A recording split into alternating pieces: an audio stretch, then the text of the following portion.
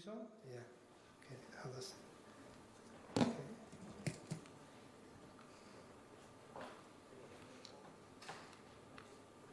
The pointer doesn't work.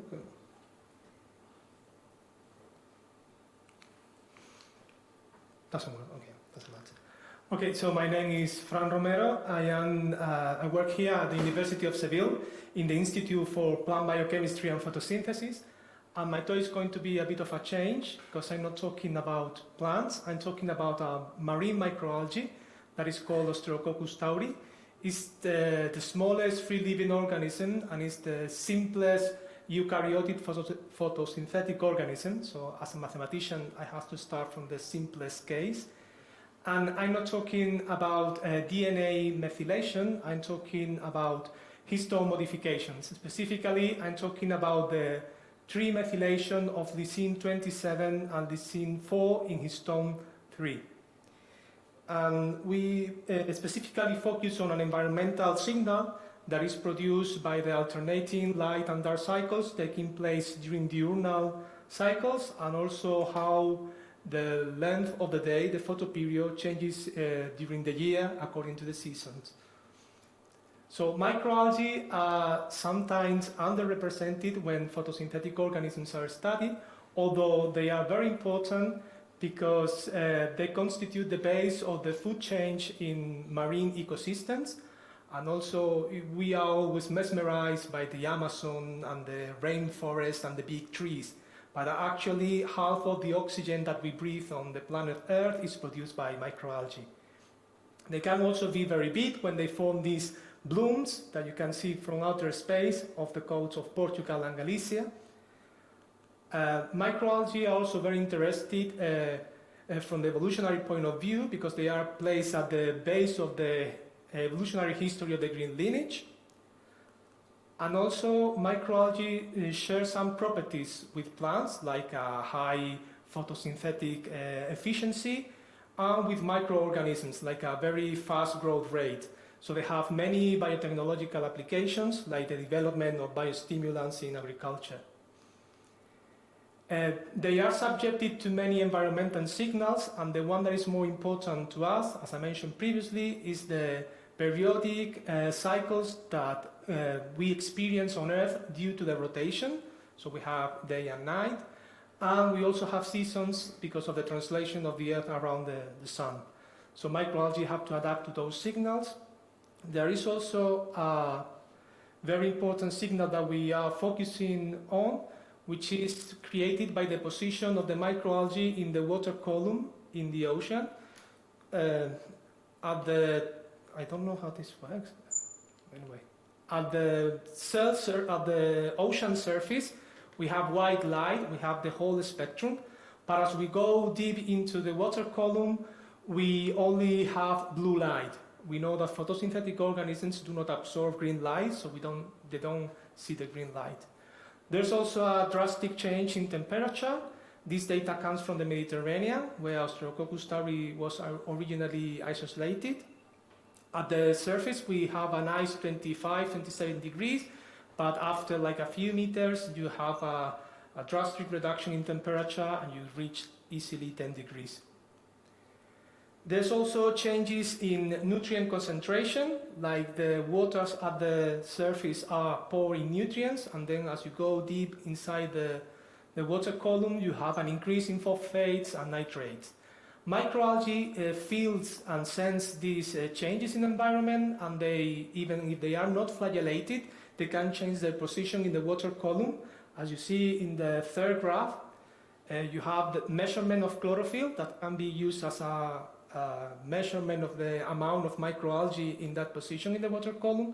So you see that during winter, microalgae accumulate on the ocean surface, like looking for the sun and the nice temperature, and then when summer comes and they may have a light stress and temperature stress at the surface, they dive deep into the water. And there are also some biotic stress used, for example, from viral infections that I will also take into account. So the first challenge that we faced when we were studying microalgae gene expression and the effect of histone modification is the lack of specific tools to analyze the data.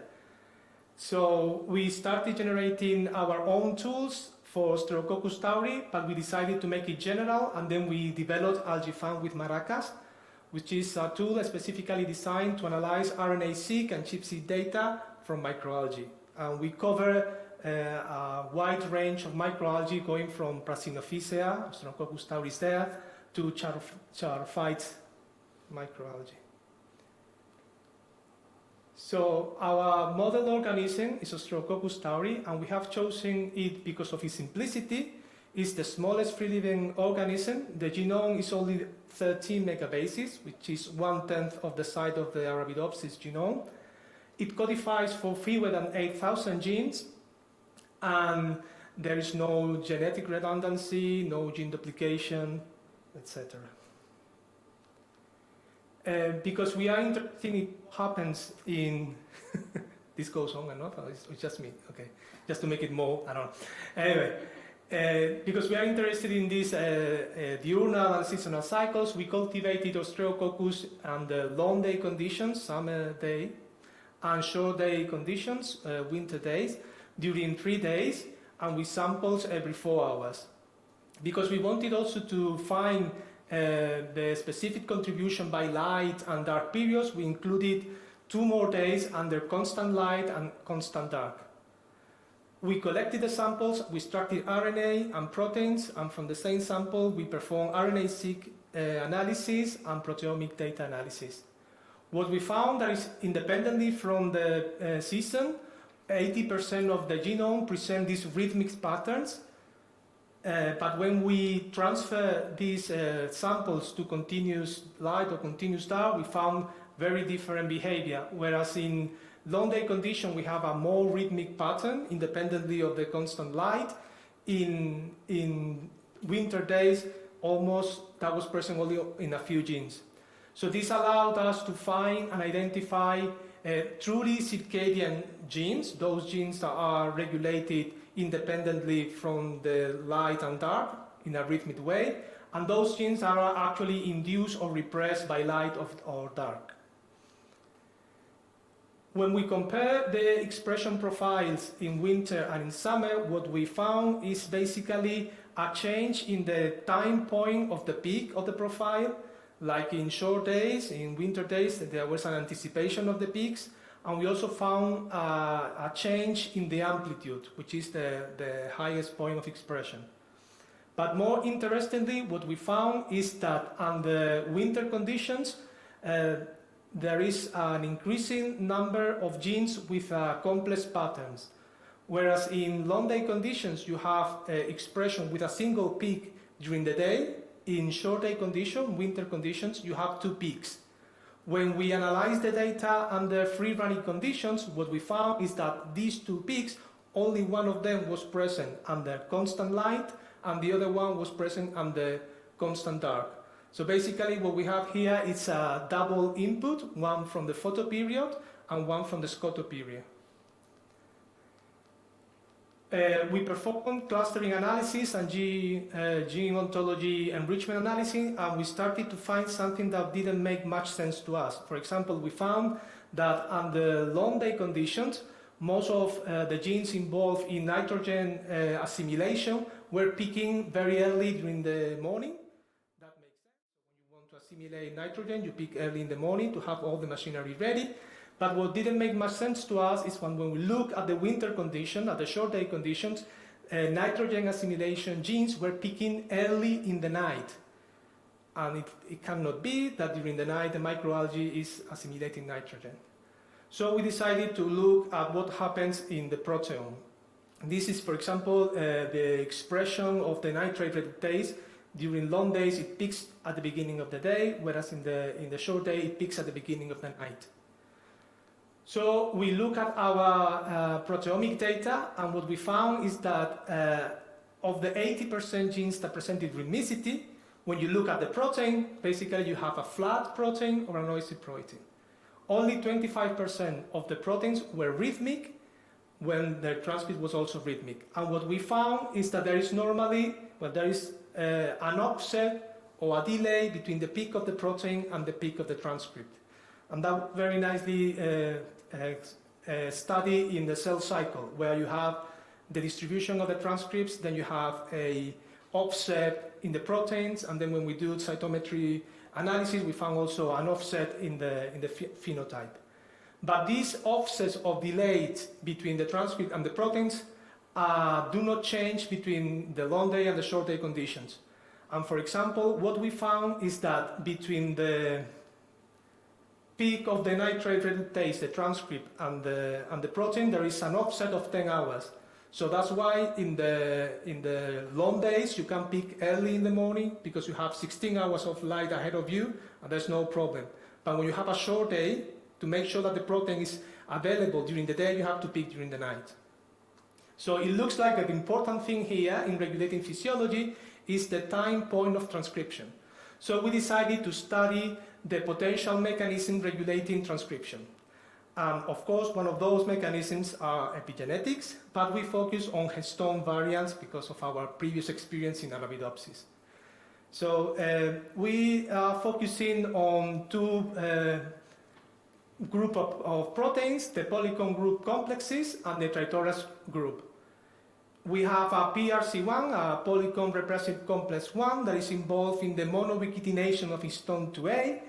We have PRC2 that is involved in the 3-methylation of lysine K27 in histone 3. I will call it K27 from now on, okay? And then these two marks are not independent. They co-localize in genes in Arabidopsis and establish repression. Then we have an antagonist mark that is written by the trithorax group in lysine 4 in histone 3, so we'll call it K4, and this one is involved in activation. We have studied this mark extensively in Arabidopsis, and we have found that they basically associate with the phase transition during development, from germination to flowering. We have also found, analyzing ataxic data, that these histones modification, basically what they do is they regulate chromatin accessibility. So K27 is associated with compaction and no accessibility. And currently we are using high-C data to analyze the relationship between these marks and the 3D structure of genomes. But we didn't know what happened with these marks in Australococcus, so we decided to look for it. The first step we took was to try and find the writers of these marks in their genome. So while we were able to find orthologs for the catalytic units of PRC2, the one established in K27, and for the catalytic unit of trithorax to establish K4, we couldn't find any possible orthologs for PRC1. Using the same antibodies that we use for Arabidopsis, we detected the marks in the marks corresponding to K27 and K4, but nothing for monoubiquitination. And then we decided to go for to analyze the whole genome distribution of these two marks using ChIP-seq data. And we found that only a bit more than 2% of the genes in Australococcus have the K27 mark, whereas 11% of the genes are K4 marked. The shape of the mark is different, whereas here you have two examples of, I don't have it pointed. Here you have two examples of the K27 mark of the two genes and two examples of the K4. So when we compute the average and we generated this meta-gene plots, what we find is that K27 accumulates in the promoter and it occupies the entire gene body, whereas K4 specifically accumulates at the TSS, at the transcription start site of the genes. This is the same situation as in Arabidopsis, so everything makes sense and nothing really new. And we also look at what happens at the expression levels of the K27, K4, and the unmarked genes. And we found that all the K27 genes are repressed, as expected, compared to the unmarked, whereas the K4 genes, they present a high level of expression, but some of them are also repressed. So whereas K27 is a good predictor of expression, basically a repression state, K4 is more variable, still associated with activation, but more variable. We perform gene ontology enrichment over this set of genes, and for the K4 we found that basically genes that are expected to be very highly expressed at some point during the diurnal cycle are marked, like those involved in photosynthesis or in ribosome and translation. Whereas for the K27 we found something very interesting. We have only 183 genes marked, but all those genes seem to be involved in meiosis. There was also another geotrend that is not between the 8 more representative, which is temperature and response. It was all interesting because Australococcus is a haploid organism. No one so far has detected the diploid organism, so it makes sense that those meiotic genes are repressed, and I will elaborate more on that. Basically, when you look at the whole genome distribution of the genes that are marked by K27, you have this pattern, so only a very few genes, 2% of them are marked. But when you look at chromosome 19, you see like a massive distribution of the mark. This chromosome was a bit problematic because it's one of the smallest, it's got a different GC content, it was so far referred as a sexual chromosome, and now it makes a lot of sense. Because what we expect is that during the diploid phase, those genes are expressed to produce the haploid, but because we are currently in an haploid state, those genes are repressed. And also it makes sense because it's like the X chromosome in women, they have 2 copies and one of them is completely silenced by K27. And it's the same case here in Australococcus. And now what we start is to look for environmental signals that change K27 or K4. The first one that we try is the diurnal cycles. So we generated CSIC data for the 2 extreme points during summer days, which is midday and midnight. What we found is not a single gene was differentially marked by K27, not even in the level of signal. So basically K27 is not responding to diurnal cycles during summer. But then we looked closer to our data and we found one gene that is a heat shock protein 20 that during long days in blue is completely flat, but what we found is during winter days there is a nice rhythmic pattern during the night. So this is somehow evidence that K27 is responding to the diurnal cycles, but in winter. We also started to look at the same gene, but under these 2 extreme conditions, which is at the ocean surface, which is white light 25 degrees, and then deep in the water column, which is blue light 15 degrees. And these are RT-qPCR data, 3 replicates, and again we have a high expression of the heat shock protein. That protein cannot have the K27 mark, so it should be responding also to blue light. And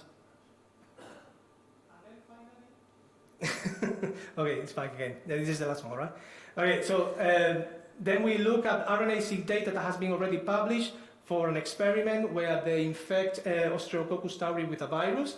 And here we found that the same results that we get. We look at the expression of the K27 genes in uninfected cells, they were repressed, but when we look at the infected data, there is a high expression. So maybe the diploid and the sexual cycle of Australococcus taking place under viral infection.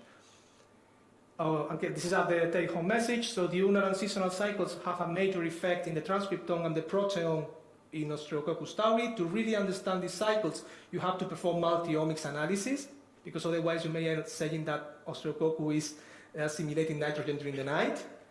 And then in Australococcus you have PRC2 and the trithorax proteins, but we don't detect PRC1. There are some evidence saying that K27 responds to diurnal cycles during winter, and we have also an abiotic stress response to light and temperature, and some evidence about K27 responding to biotic stress in viral infected cultures. And that was all. Did I make on time? Oh, and thank you. Basically, my PhD student should be presenting this. That is Cristina Arvanitidou. Then the transcriptomic and proteomic data was generated by Ana Belén, and I also want to thank my whole group and my previous group, especially Miriam Calonge, that lead me into this histone modification history. Okay, thank you, Francisco. Other questions in the room? Bob. I thought he was saying hello. So first a comment. So it's nice to see the data on the seasonal variability in K27 trimethylation. And, a lot of remodeling of K27 requires cell division. So it sort of makes sense why you don't see it change so quickly, like throughout the day. But then the question I have is, I love the result on chromosome 19, and it immediately made me think of like exist, and X chromosome inactivation. And so, it looks like the entire chromosome arms are silenced. So do you think there's a nucleation point for sort of initiating silencing and spreading, or do you think it's happening at sort of discrete loci? I don't know about that. We didn't find anything like that. About recruitment of PRC2, there's a lot of work done in Arabidopsis, and it's basically B3 proteins. We have a BC protein in Australococcus, just one single one.